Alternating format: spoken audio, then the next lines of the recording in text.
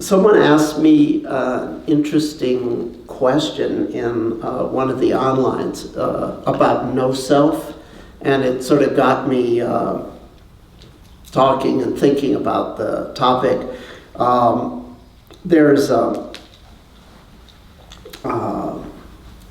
I sometimes say that the Buddhists are their own worst PR people. As the words that are used to try to sell Buddhism, suffering, impermanence, emptiness, no self, or even more inscrutable and off-putting, no soul, which is sometimes the translation. Of course, there are very, very good reasons why this terminology is used. But at first, it's confusing and off-putting. I mean, emptiness. There's that Jewish Buddhist humor thing. I don't know if you've seen on the internet, all these Jewish Buddhist jokes. And there's one, I can't remember exactly, I'm paraphrasing, but what's Zen? Well, you bust your tush for 40 years, and what do you have to show for it at the end? Bupkis. No, bupkis means beans, literally, but it means like nothing, right? You got nothing to show for it. Well, yeah, but it's a very special nothing. When I started, I had no idea what these terms referred to. They sounded weird. They sounded interesting. I learned how to say them in a half dozen Asian languages, but it's like I didn't know what they were talking about. And emptiness, well, actually, sometimes people would say like the void. So of course, I had this image of this like this gaping thing that's going to suck you in. Actually, there's a little validity to that in the sense of the expansiveness of the formless jhanas.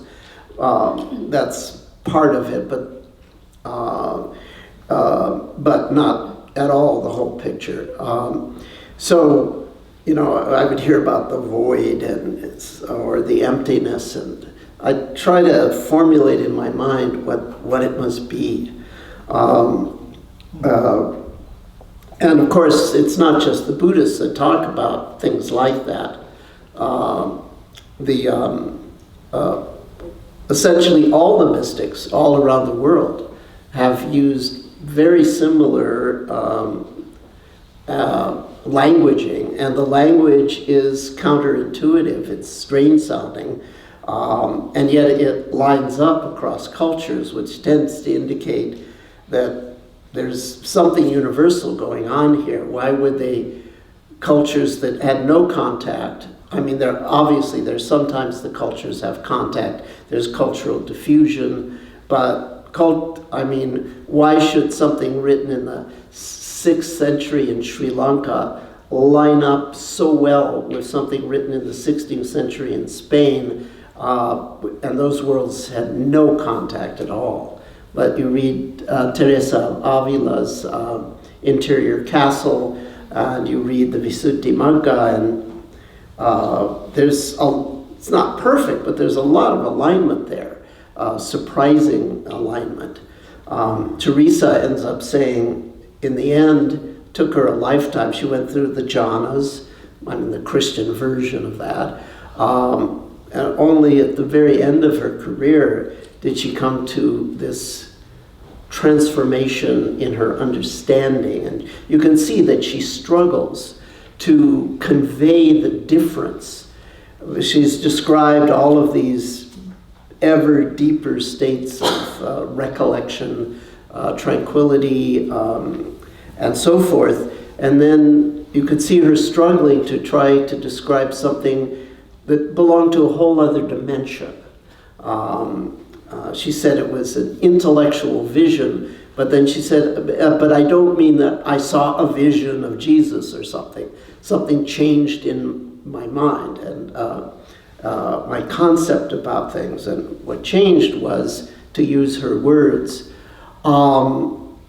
The self-forgetting is so profound that it seems as though the soul no longer exists. Well, that's streametry.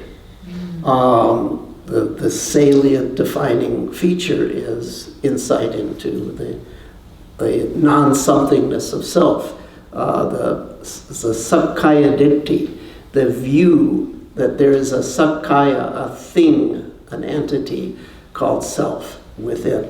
Now you might think that writing in the age of the Inquisition in Spain, that someone would get in trouble for saying something like that, but she didn't get into trouble at all. In fact, she became the main map maker for Christian mystics. It's like, okay, because she gave such clear descriptions.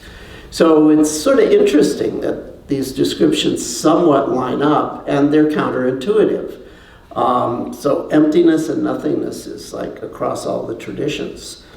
So in my mind, I tried to imagine, and I mentioned that there was a period when I and the rest of the United States was doing a lot of LSD. Some of you remember that time. That's why you're here now. Anyway, so I had these ideas about what the void was supposed to be then, and I have ideas now, except the ideas now are not based on speculation, they're based on direct experience.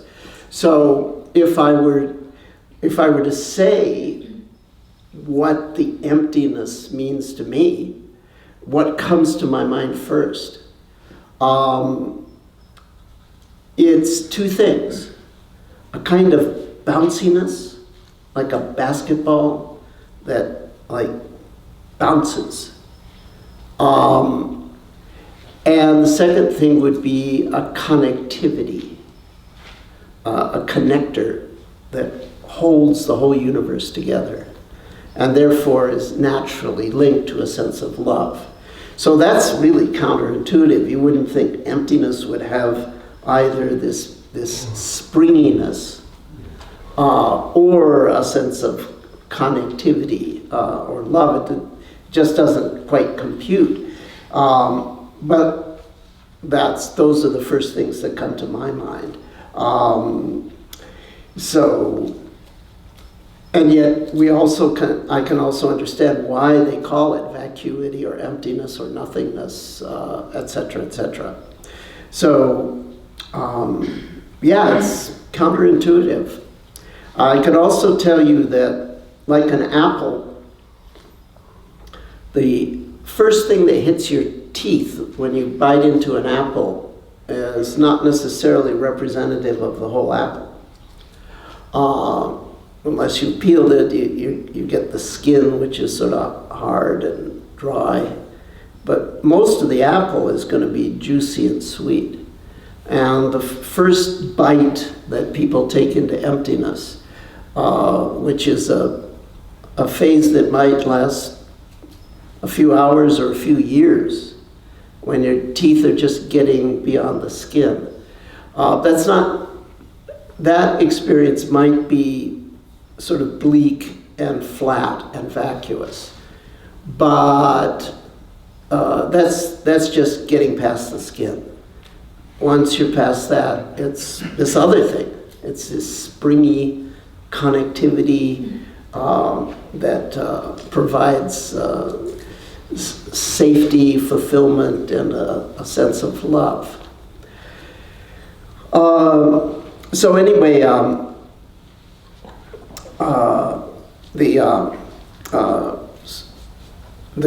in the online, someone asked me the different flavors of no self, and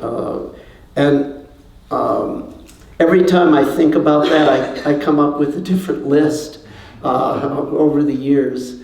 So like a list came up to me, and I thought it was interesting, so I thought I would share it with you, but who knows what it will be, next month or next year. That's the thing. It's, you know, the story of the elephant and the blind men. But you may not know that that comes from Buddhism. It's a metaphor. The elephant is enlightenment. And people tend to see a certain part of it. And so describe it, well, it's like a rope, or it's like a wall, or it's like a pillar, or it's like a sharp, like a tusk, or it's like a hose. Well, yeah, all of that, because there's all these different facets to it, which can be confusing. So it's important not to fixate one's view. One of my teachers used to say, Kyo no satori wa ashita no machigai. Today's enlightenment is tomorrow's mistake. Meaning not error, but rather that your perspective broadens and deepens and changes as time goes on. So when people do come to an experience, either slowly and smoothly or suddenly, of emptiness, no self, what have you, one of the first pieces of advice I give them is don't fixate, however compelling today's view of it may be for you. Don't fixate that it's got to be that way, and for God's sake, don't stop studying with competent teachers. Because sometimes people go off, they think they're done, when they're just beginning, actually.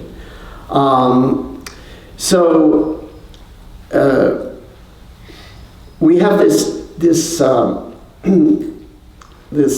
meeting that takes place every few years, where the so-called Western teachers, which means people teaching Buddhism full-time in the West. It doesn't have anything to do with your race. It's just where your main activity is in the Americas and Europe and so forth, as opposed to the homeland of Buddhism, Asia.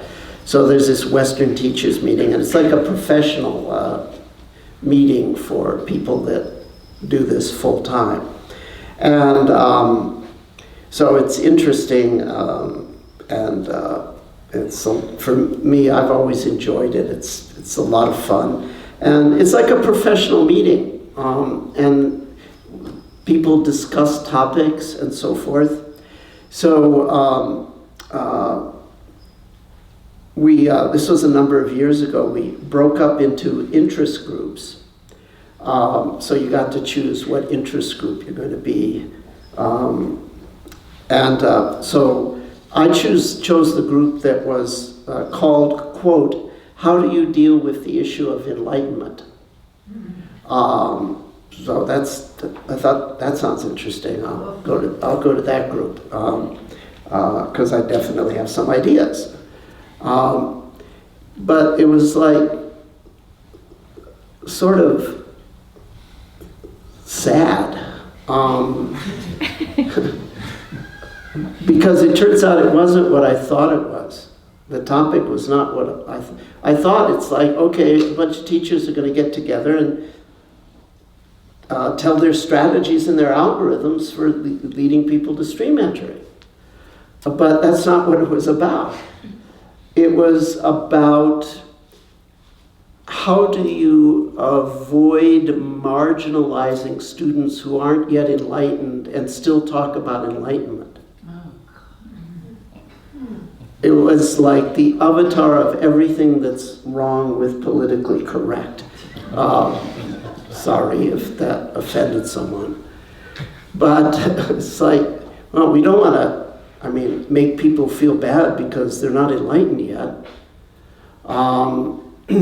Or whatever. So it's like, oh, well, that's not what I thought that was going to be. So let me say what I couldn't say in that meeting.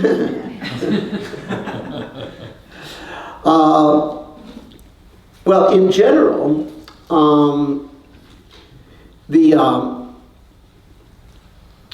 any approach has the potential of showing you the no self. Any approach. So it's not like one is privileged over another, and in fact, it's not infrequent that no approach shows someone no self. But people that don't meditate, that don't have a practice, it just happens. Not uncommon. So, in theory, any of the techniques can do the trick or some combination thereof. But if someone were to come to me and actually specifically say, I want stream entry, what I would probably start them off on is the focus in technique.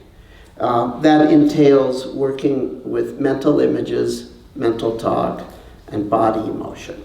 I'm saying that's what I would probably start off with, not like, oh yes, this is the silver bullet, the white knight, the magic thing that guarantees stream entry. But for me, it's in my algorithm, it's a good place to start because it's pretty straightforward. A beginner can do it, and it's likely to bring some sort of insight fairly quickly. So the idea is that you go to image space and there's either images or there isn't. So you know, see or rest. Then you go to talk space, same thing. Emotional body, same thing. Then you work with the whole system. So when you're working with the whole system, different things can happen. One of the things that can happen is that the system goes offline, typically momentarily. Mental screen is blank, head is quiet, body is emotionally neutral.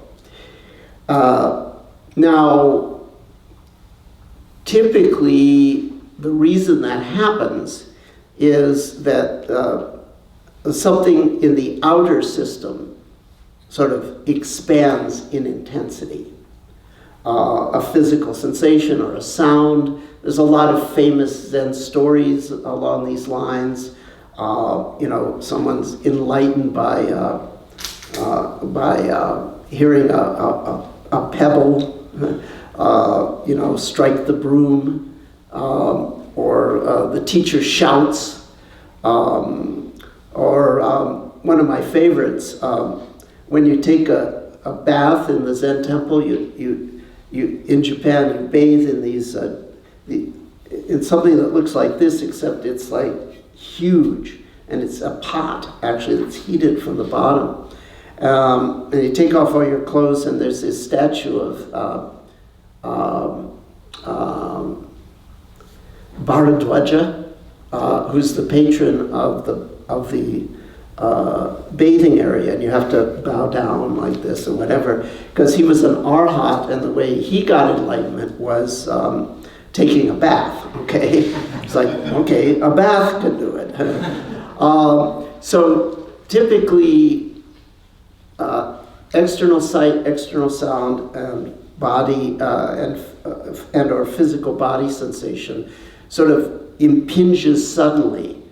And if you're monitoring the inner system, instead of getting pulled into that, you notice that as that expands, the inner system goes into a state of relative rest.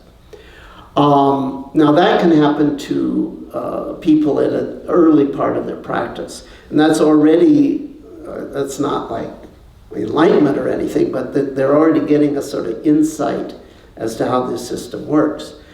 Now, there's another version of that that's more dramatic. And if that happens and you have a clear experience, that might change things on a more permanent basis. Instead of the inner system going into a relative state of rest, meaning see rest, hear rest, feel rest, where your screen is blank, you're listening to quiet in your head, and your body is emotionally neutral. Instead of that, you're aware that the inner space itself just vanishes. There is no image space. There is no talk space. There is no emotional body space. That's absolute rest in the inner system.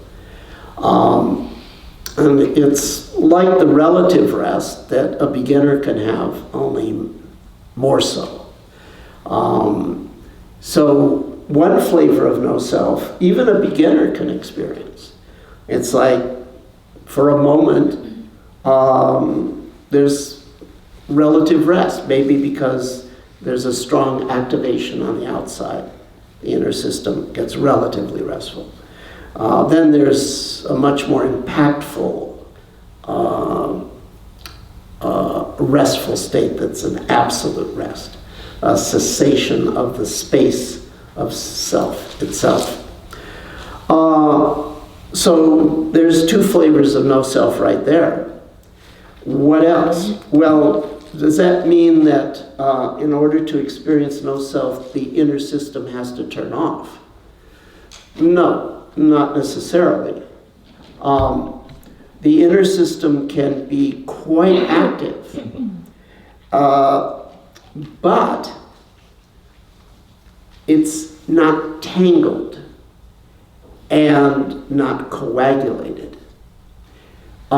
If the inner system activates even strongly, but all the strands are clearly separate, they're not crisscrossing in an unconscious way, and if there's little or no freezing or coagulation in that system, it'll be active, but it's a kind of flow self. And that is yet another flavor of no self.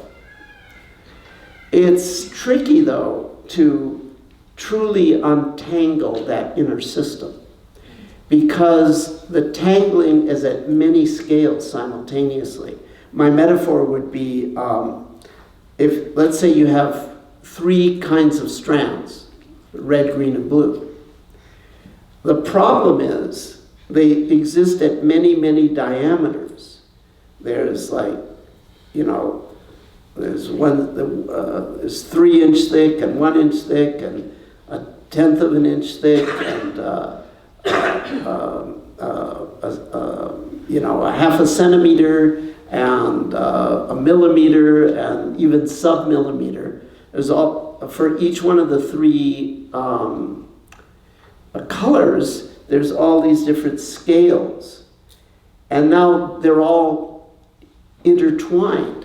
So inside red is subtle blue, and inside that is subtler green, etc., etc. And then maybe even subtler red again. So to fully untangle that skein takes a little bit of practice. But if you can sufficiently untangle it, and if you can let go of the tendency to tighten around its arising and passing. Oh my God, did it take me years to not resist the arising of self? Because I thought, well, the goal of this practice is, quote, no self. So if I'm aware of a self, I'm a failure with the practice, and that creates all sorts of tension. Took a long time to get out of that bad rookie habit. So anyway, the inner system activates perhaps even strongly, perhaps even in a very negative way.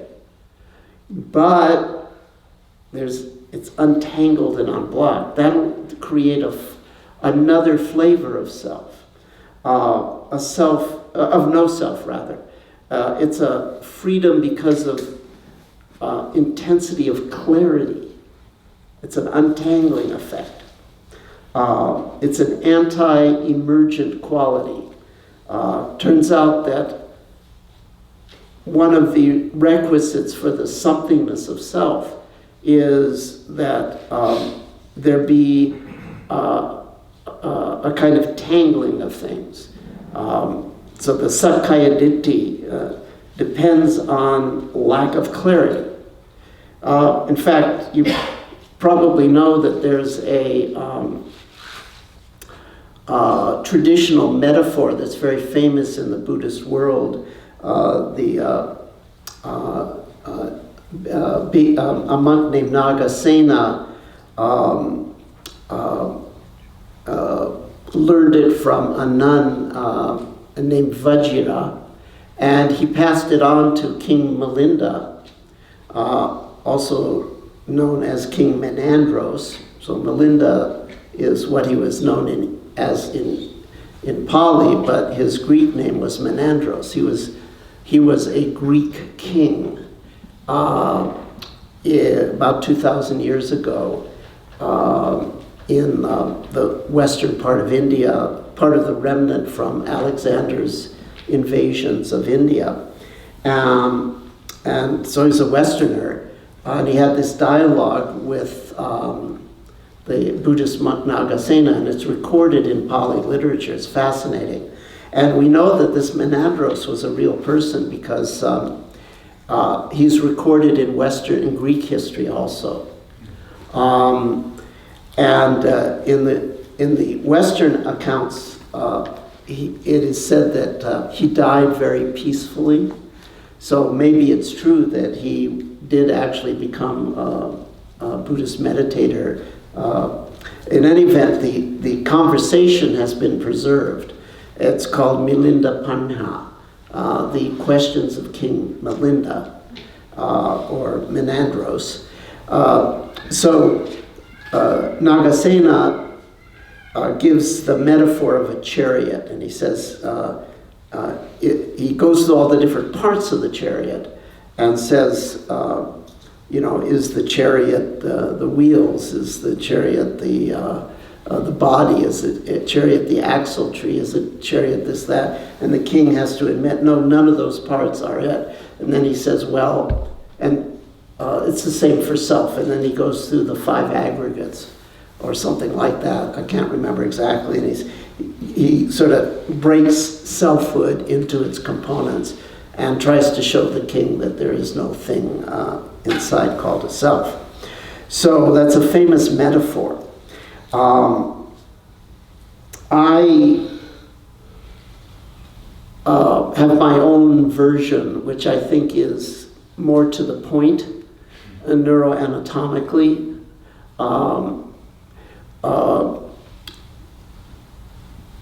And most of you heard this, but I'll just go over it quickly. So you have an old-fashioned CRT TV screen and monitor, and there's white on the screen. It's a color monitor, but it shows white on the screen. And I say to you, there is no quality of white on this screen. And you say, are you nuts? Just look at it, it's white. And I say, well, here's a magnifying glass, and we agree that this does nothing but make things a little bigger and resolve. Resolve means things that fall together to the naked eye are separated by the lens. You can look this up if you want to know what the resolution power is. Resolution power doesn't change what's out there. It just means that things that are tangled get untangled.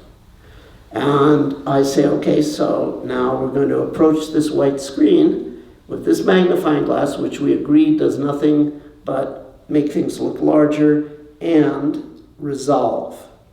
In other words, untangle the sensory components. And what's going to happen as we approach, the impression white will go away, and the impression red, green, blue, little pixels will arise. And that's what was always there. So an emergent quality, this is a metaphor, just like Nagasena, Vajira's, Sister Vajira's metaphor. This is a metaphor that probably is a little closer to the actual underlying neuroscience of the thing, although it's probably not identical, but I think it's closer than the traditional one. There's an emergent property in perception that requires a tangling of the sensory components.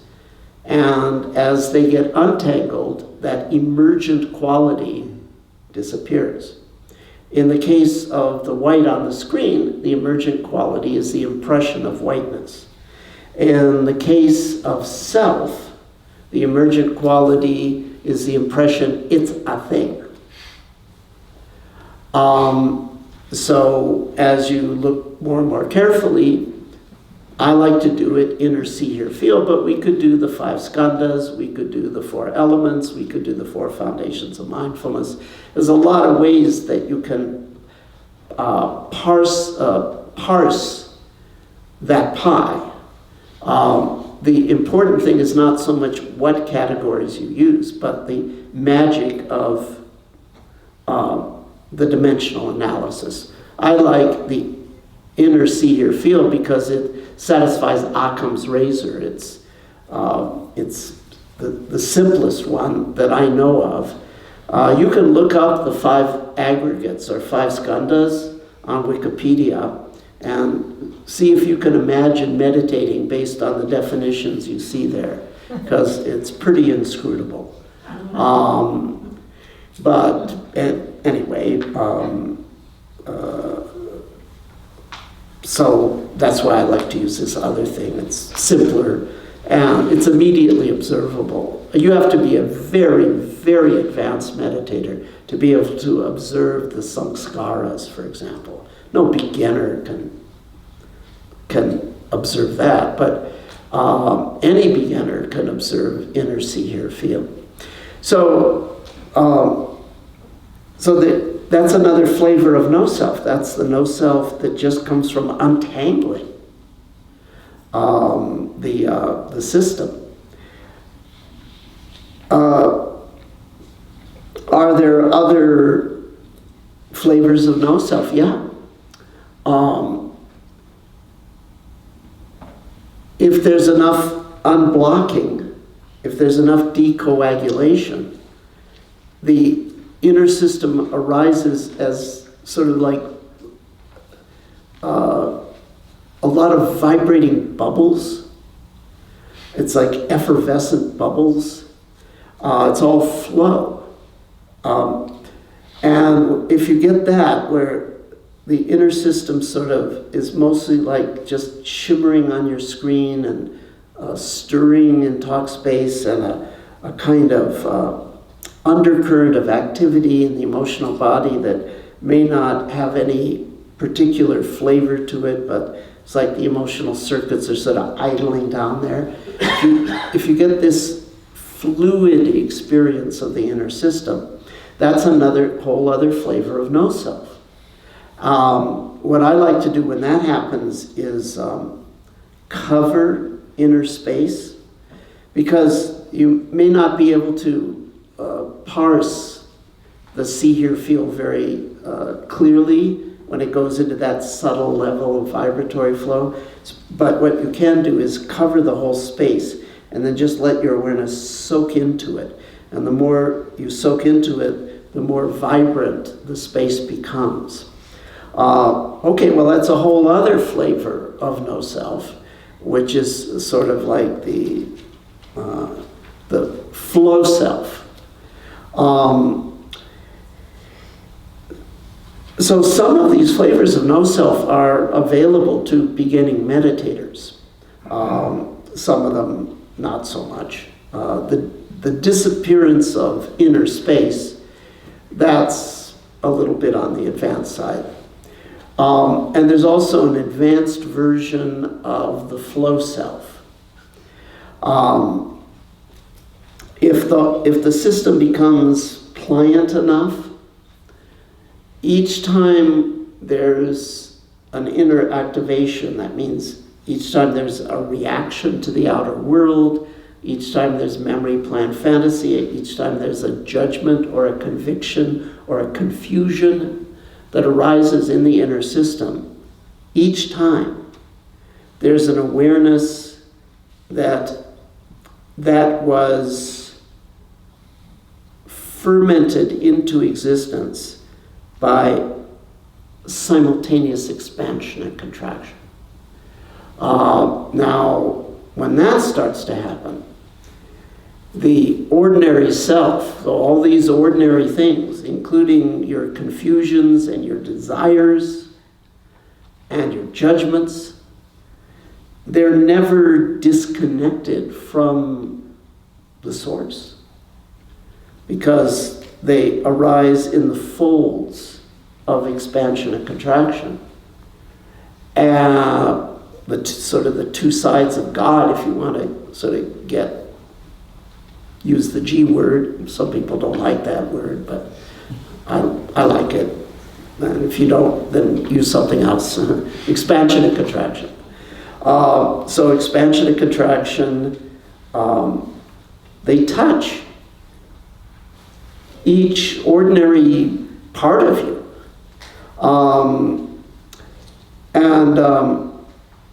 On the other hand, they touch that collapse of space thing also, because that's where they come from. They expansion and plus and minus pull apart. Expansion and contraction polarize. And then they neutralize. When they neutralize, the space of experience goes away. And when that happens with the inner space, that's absolute rest. And then that absolute rest breaks apart into the absolute flow of simultaneous expansion and contraction. So it's an extraordinary thing when your ordinary experience of self is embraced on the inside and outside by the spiritual source. And then there's no reason why that doesn't also extend out to the outer see, hear, feel. So actually, when someone gets enlightened, the world gets enlightened. There's a famous Zen story to that effect. This person struggled for years and years and years as a monk to get enlightenment. It didn't work out, and he was living on this mountain called Dozan. And finally he gave up and went to the master, and the master told him something. I don't remember the exact story, but he said, okay, if you have to leave the temple, you have to leave, but something. Sorry, I forgot what the something was. But as he's going down the mountain, whatever that something was, it had planted the seed, and he suddenly had this realization after all these years of struggling and confusion, and he blurted out, the words that just came out of his mouth were, "The mountain has become enlightened, not I became enlightened." So what does that mean? It just means that the external see, hear, feel is born in the folds of the same polarization of the source. That's all. So traditionally, when it happens to the inner system, we call it muga in Japanese. It means no self. And when it happens to everything, inner and outer, it's called ku, or emptiness. But the really just the same thing. So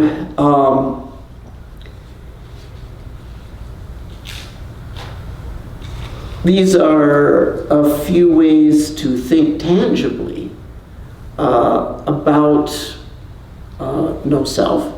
And at least a couple of those would be something you can understand, and even a beginner can pursue with practice.